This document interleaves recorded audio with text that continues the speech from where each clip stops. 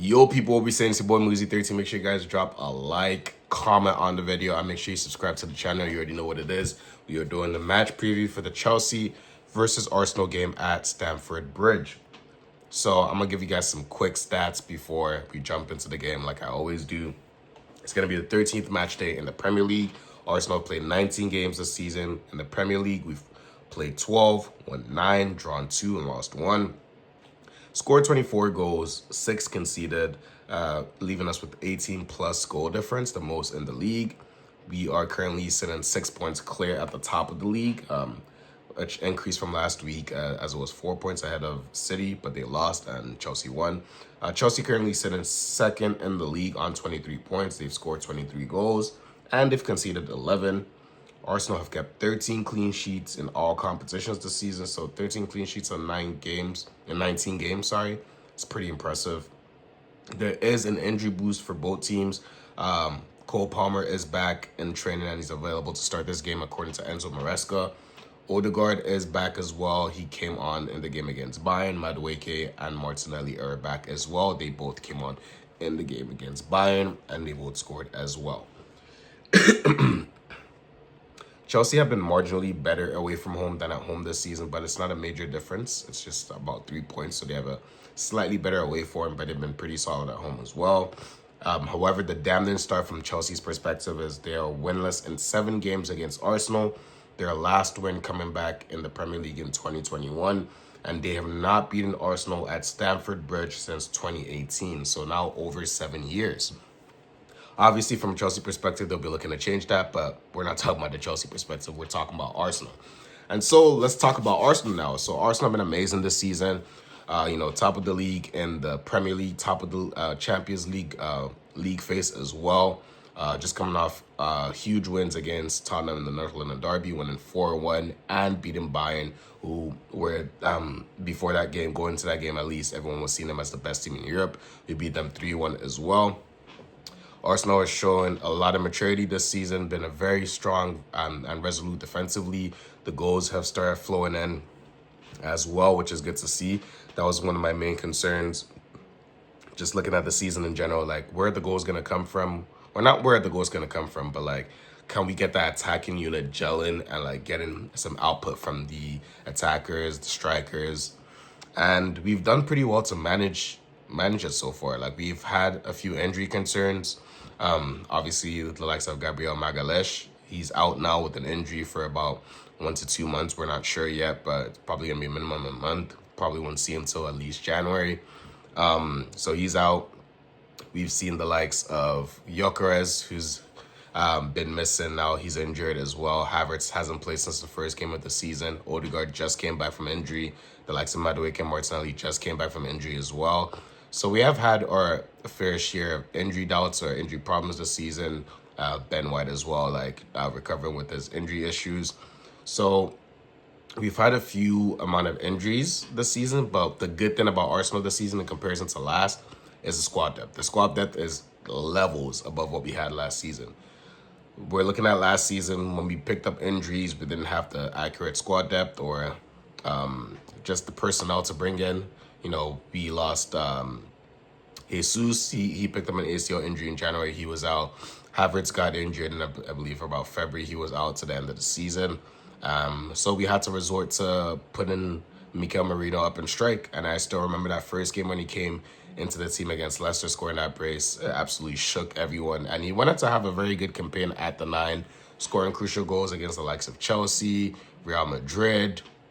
And he was pretty solid in the number 9 role. And he's been very solid in the number 9 role this season when called upon as well. So I expect Mikel Merino to obviously keep a spot, as we don't have any recognized strikers in the squad yet. Although Arteta said Gyökeres and Havertz are pushing.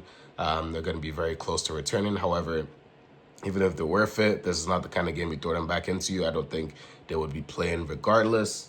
Which is a shame. I'd have loved to see the likes of Gyökeres or Havertz against his old team again, playing Chelsea. But it is what it is. We have enough squad depth as it is to take this game to Chelsea and win. In terms of just looking at how this game is going to go, it's going to be won or lost in the midfield. Like, that's what it is. Chelsea have a very strong midfield.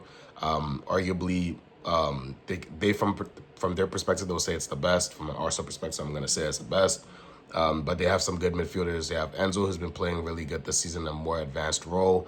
Caicedo as a six, he's been sensational this season. You have the likes of Reece James and Gusto sometimes play midfield as well. So they are very tactically flexible. Enzo Maresca is very flexible. He knows how to adapt to his opponent, kind of set up game plans for them, as we saw in that Club World Cup final against PSG when he shocked the whole world, winning 3-0. Also coming off this battering of Barcelona, beating them 3-0 as well. So they have a very good team, a very good manager. However, so do we. Arteta is a top coach. He's been amazing this season. And he's kind of building up his resume just the previous seasons as well. He's been really good. And the transfer window that we made this summer, absolutely sensational. One of the best I've seen as an Arsenal fan, if not the best that I've seen for sure. And now we just need to go ahead and win those major trophies. But with those players coming in, we haven't suffered for the injuries that we had. And in comparison to last season when we didn't have those players coming in or that depth, we really struggled. So that's good to see at least that we are able to deal with those injuries. And the good thing is we're going to have those injured players come back into the squad at some point, which is really going to boost or strengthen us. So if we're looking at the lineup for this game, I'm going to put the lineup either side of me here. But obviously in goal, I'm going to go with David Raya. No doubt about that. I'm going to breeze through this because everyone pretty much knows what the lineup is right now. Timber, at right back, Saliba, Hincapié, Calafiori. And the defense, Calafiori coming back in for Miles Lewis-Skelly, who I thought was poor against Bayern for his standards and just in general, like he wasn't up to the test. Calafiori obviously coming on in that game later on and getting an assist from Madueke's winner. Zubimendi and Rice midfield, nothing more needs to be said, been one of the best midfields in Europe this season and in the league for sure. Eze's going to be in the 10, fresh off that hat trick against Tottenham and obviously getting a beautiful assist from Martinelli at Bayern. Saka is going to be on the right, Martinelli on the left, and Marino up top. Now, Martinelli on the left going to be coming in for Trossard for me, for my predicted lineup, mainly because Trossard picked up an injury against Bayern, so he is a doubt for this game. It might also be Madueke playing that left, but honestly, it's a toss-up. I'm going to go with Martinelli on the left and maybe Madueke on the bench, just like in reserve, kind of bring him on if we need to change the game because he has that rapid pace and he's going to have something to prove against Chelsea. And obviously, Mikel Merino is going to play up top. So that's my starting lineup for this game. In terms of score prediction, it's going to be a very tight game. It's going to be close. I'm going to go for an Arsenal 2-1 win. Definitely going to be a tight game, but we have the capability of doing what we have to do, getting this job done, and I expect us to do exactly that. I'm going to go for the likes of Bukayo Saka. And yeah, I'm going to go for Madueke coming off the bench to score the second goal for us. So I'm going to go for a 2-1 Arsenal win.